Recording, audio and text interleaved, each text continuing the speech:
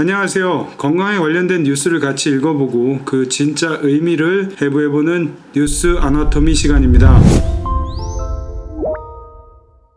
오늘 같이 읽어보실 뉴스는 중앙일보에 2021년 7월 23일자로 실린 인도 확진 40만 명에서 4만 명으로 급감, 방역 아닌 피해 승리였다. 이런 제목의 기사입니다. 코로나19 실시간 통계 사이트 월드오미터에 따르면 인도에서 신규 확진자 숫자가 가장 많았던 때가 2021년 5월 6일입니다. 그때 확진자가 41만 명에 육박했는데 약 두 달 뒤인 7월 21일 기준 확진자 수가 하루 4만 명대로 거의 10분의 1로 줄어들었다고 합니다. 그런데 인도에서 이렇게 신규 확진자 숫자가 급감한 이유를 집단 면역이 달성했다라고 보고 있어서 흥미로운 기사입니다. 우리가 코로나19에 대한 집단 면역을 달성했다 그러면 통상적으로 인구의 약 70% 이상이 항체를 가졌을 때를 의미합니다. 그런데 지금 인도에서 6살 이상 인구의 67.6% 그러니까 거의 70%에 가까운 인구가 항체를 가지고 있다라고 보고가 되고 있는데요. 그래서 인도는 지금 사실상 집단 면역에 근접했다라는 의미입니다. 그런데 이 결과가 백신 접종이나 방역의 효과가 아니라 피해 승리였다라고 말하고 있는데요. 이게 왜 그러냐면 지금 현재 인도에서 항체 보유자의 최대 90% 이상은 백신으로 항체를 보유한 것이 아니고 코로나에 걸렸다가 회복돼서 항체를 갖게 된 경우라고 보고 있습니다. 그러니까 다시 정리해서 말씀드리면 우리가 목표하고 있는 집단 면역을 갖기 위해서는 인구의 약 70% 이상이 항체를 가지고 있어야 하는데 백신 접종을 통해서 그것을 달성한 것이 아니고 걸릴 사람 다 걸려서 그 중에 죽을 사람 다 죽고 살아남은 사람 중에 70% 정도가 항체를 가지고 있다 이런 얘기죠. 참 어떻게 보면 좀 씁쓸하기도 하고 여러 가지 생각이 많아지는 뉴스였습니다.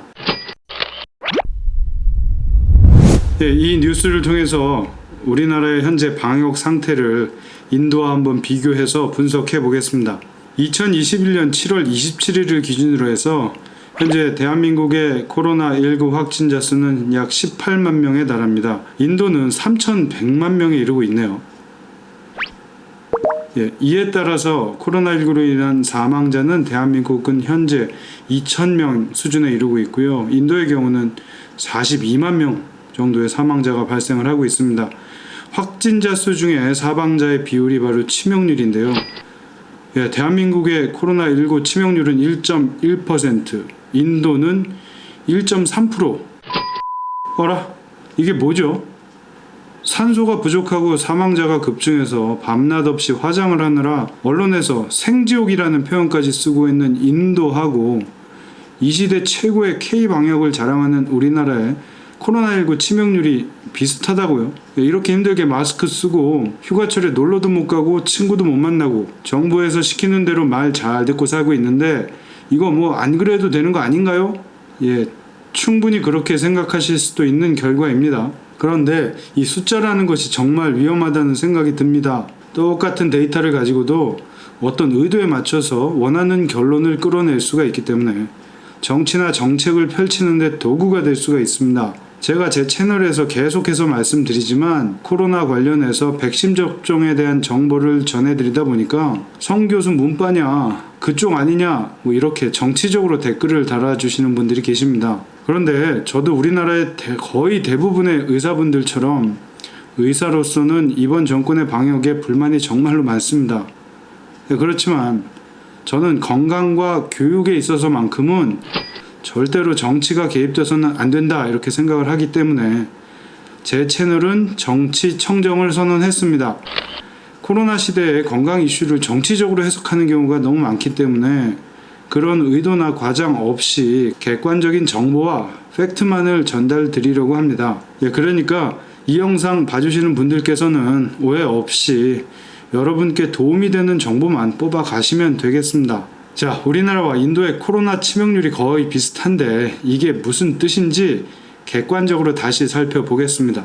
보시는 것처럼 대한민국과 인도의 치명률의 차이가 0.2%밖에 나지가 않습니다. 그런데 기본적으로 두 나라의 인구 차이는 거의 26배에 달합니다. 자, 우리나라의 인구는 약 5천만 명인데에 반해서 인도는 그 26배 정도인 14만 명의 인구가 살고 있죠. 2021년 7월 27일 기준으로 우리나라의 확진자 수는 약 19만 명에 달하고 있는데요.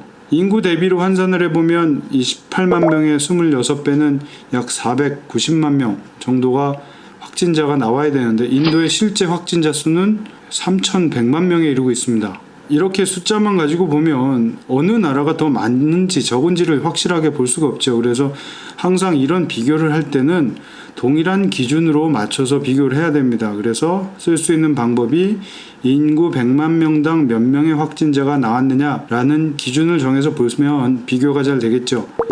자, 실제로 양국의 인구 100만 명당 확진자 수는 대한민국은 약 4,000명 정도, 인도는 23,000명으로 약 6배 인도에서 더 많이 발생하고 있는 걸 볼 수 있습니다. 동일한 기준으로 인구 100만 명당 사망자를 보면 대한민국은 약 40명이고 인도는 308명으로 치명률이 약간 높기 때문에 확진자 수는 6배 많지만 사망자는 약 8배 정도 가까이 차이가 나고 있습니다. 앞에서도 말씀드린 대로 우리나라와 인도의 코로나19 치명률의 차이는 거의 미미합니다. 그럼에도 불구하고 100만 명당 사망자 수가 거의 8배가 차이가 나는 것은 이 화면에서 보시듯이 확진자 비율의 차이에서 기인한 것으로 생각이 됩니다. 인구 100만 명당 확진자 수가 약 6배가 차이가 나고 치명률이 인도가 살짝 높기 때문에 실제로 100만 명당 사망자의 비율은 약 8배 차이가 나는 것입니다. 코로나19 상황에서는 치명률도 중요하지만 역시 확진자 수를 줄이는 것이 더 중요하다는 것을 통계적으로 보여주는 결과가 되겠습니다. 그런데 이 사망이라는 것을 인구 비례와 비율로만 말씀드릴 수는 없기 때문에 다시 한번 실제 사망자 수를 보겠습니다. 대한민국의 코로나19 사망자는 지금까지 약 2,000명이고요. 인도는 약 42만 명에 달합니다. 제가 찾아보니까 서울의 영등포구에 속한 인구가 거의 40만 명이 되던데 한 1년 가까이 사이에 서울의 영등포구 주민이 모두 사망했다고 생각해 보십시오.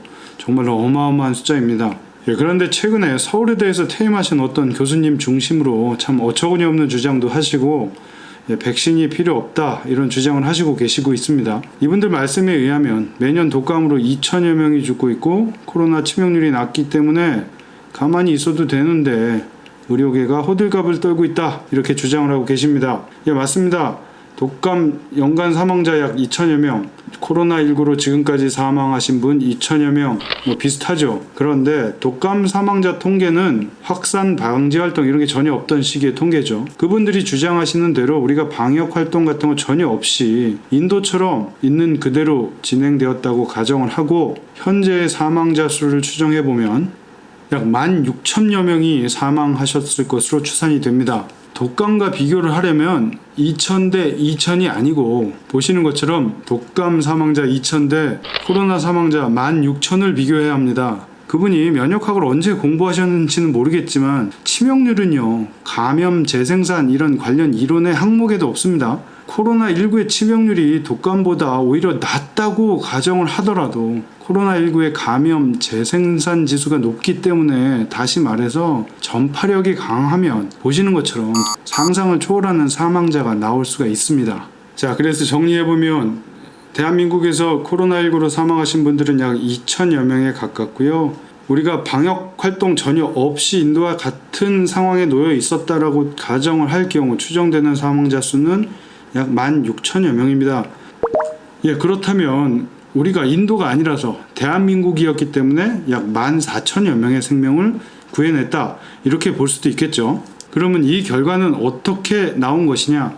백신 접종률 한번 보겠습니다. 우리나라 13.1%, 인도 6.4%, 7월 27일 기준입니다만 서두에도 말씀드렸듯이 집단 면역을 발생시키려면 약 70% 이상의 항체 형성이 있어야 되는데 턱없이 부족하죠. 그렇기 때문에 대한민국의 이러한 이득은 백신 접종과는 무관하다고 볼 수 있겠죠. 최근에 넷플릭스에서 우리나라 좀비 영화가 뜨고 있는데요. 이렇게 좀비 영화에서 보듯이 좀비 바이러스에 걸린 어떤 실제 사망자가 2천여 명이라고 치고 영화에 꼭 나오는 영웅이 있죠. 영웅이 아주 기지를 통해서 우리가 한 14,000여 명을 구해냈다고 칩시다. 그러면 여기에 나오는 이 영웅이 우리 사회에서는 누구였을까요? 바로 국민 희생입니다. 개인위생, 사회적 거리두기, 그리고 많은 자영업자들의 피와 눈물로 이런 값진 성과를 거뒀다고 말씀을 드리고 싶습니다.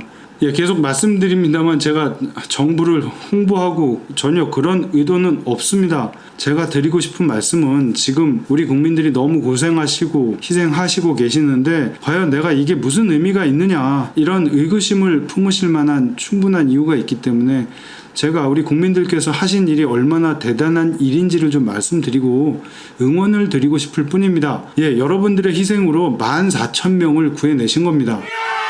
우리가 전쟁 영웅이 아닌데 어느 세계 역사에서 14,000명을 구해낸 일이 있었을까 싶습니다. 여러분들 지금 하시고 계신 행동들, 사회적 거리두기에 동참하고 계신 것들이 정치 다 떠나서 여러분들이 얼마나 큰 일을 해내고 계신지 좀 뿌듯하게 느껴주셨으면 좋겠습니다. 그런데 이렇게 희생을 통해서 이 14,000여 명을 살려냈지만 언제까지 이 희생을 감수하고 버텨낼 수 있을까요? 여러 좀비 영화에서 영웅적 활동과 희생을 통해서 몇몇을 구해내는 것 뿐이지 이 사태를 해결해 줄 수 있는, 이 국면을 전환할 수 있는 키포인트는 바로 백신입니다. 그렇기 때문에 제가 여러 가지 영상과 그다음에 자료를 통해서 여러분들께 백신의 필요성을 말씀을 드리고 있습니다. 그런데 이렇게 말로만 백신이 중요하다 하면 이제는 더 이상 설득할 힘이 없습니다. 그래서 제가 이번 시간에 이어서 다음 시간에는 이러한 수식을 통해서 왜 백신이 중요한지를 말씀을 드리려고 하는데 수식 딱 보면 일단 거부감 드시죠? 다음 시간에 이걸 자세히 설명드릴 텐데 일단 간략하게 한번 설명을 드리겠습니다. 이 R2라는 것이 실제 감염 재생산수, 그러니까 이렇게 쉽게 얘기하면 전파력을 나타내는데 모든 감염병은 이 전파력을 1이나 1 이하로 낮춰야만 질병이 끝날 수가 있습니다. 이 항목 중에 이 R0라는 부분은 정해진 상수이기 때문에 변화할 수가 없고 첫 부분에 있는 이 부분이 바로 지금 말씀드린 확산 방지 활동의 성과입니다. 다시 말해서 국민 희생이죠. 그런데 지금 우리가 국민 희생을 통해서 좀비 영화의 영웅이 아무리 활동을 해도 이것만으로는 감염 재생산수를 1 이하로 낮추는 것은 불가능하다는 것을 여러분들이 확인하고 느끼시고 계십니다. 그럼 나머지 옆에 있는 항목은 뭐냐? 항체 형성 비율입니다. 그러니까 우리 국민 중에 70% 이상의 항체 형성을 가지면 재생산 지수를 1 이하로 낮출 수가 있는데 인도의 경우는 백신이 아닌 그냥 걸려서 죽을 놈 죽고 살 놈 살아서 70%를 달성한 것이고요. 우리는 백신을 통해서 이 항체 형성 비율을 높여서 감염 재생산수를 1 이하로 낮춰야만 합니다. 그래서 이 내용에 대해서 다음 시간에 자세한 이론적 내용과 설명을 좀 쉽고 재밌게 한번 해드리도록 하겠습니다. 여러분들 오늘 영상에서 여러분들이 하시고 계신 이런 영웅적인 행동, 뭐라 그랬죠?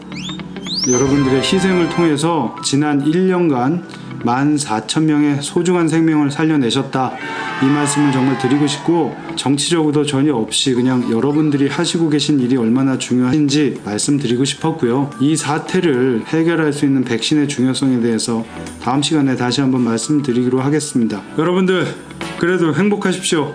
감사합니다. 다음 영상에서 뵙겠습니다.